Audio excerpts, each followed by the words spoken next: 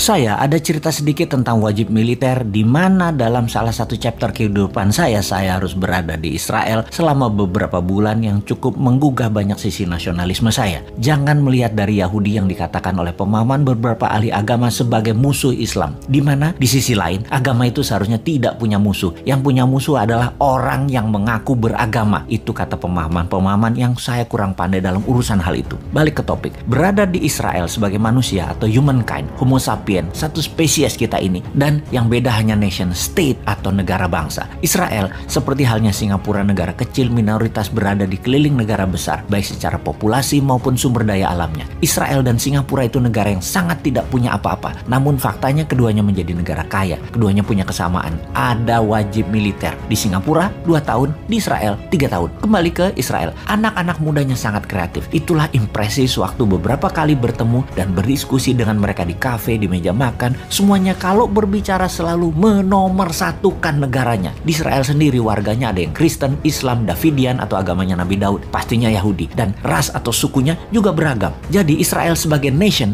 apapun agamanya, warganya sangat militan karena 3 tahun dikawah candra di muka, nasionalisme mereka dibangun yang bernama wajib militer. Selain dari sebagai tentara cadangan, juga sebagai bentuk doktrin nasionalisme.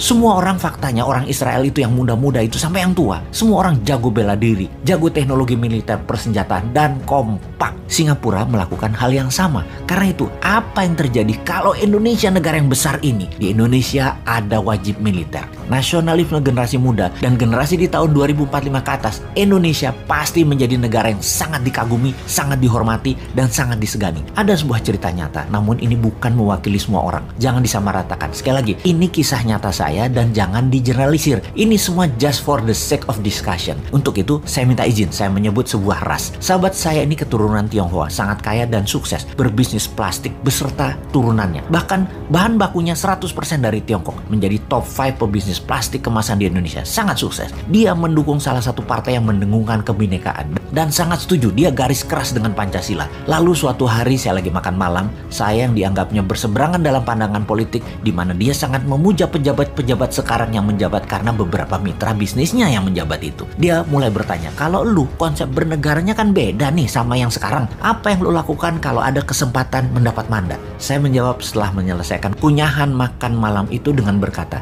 saya akan adakan wajib militer di Indonesia. Anak lu wajib militer 2 tahun tinggal di barak. Anjrit, dia tersendak. Waduh, lu bener-bener dah konsepnya. Gue bisa pindah ke Singapura kalau kayak gitu, bro. Gue baru ngeh lu bilang begitu. Karena gue itu kan individualistik. Istilahnya warga dunia deh, world citizen. Kemana ada cuan, ya gue ikut. Kalau lu buat wajib militer, ya mendadak anak turunan gue jadi pada nasionalis. Uang dan bisnis gue jadi di Indonesia doang. Ah, lu gila. Saya lanjutkan. Dasar globalis lu, ngaku-ngaku NKRI. Sok-sok teriak kebinekaan buat tantang wajib militer ke anak turunan lu jiper.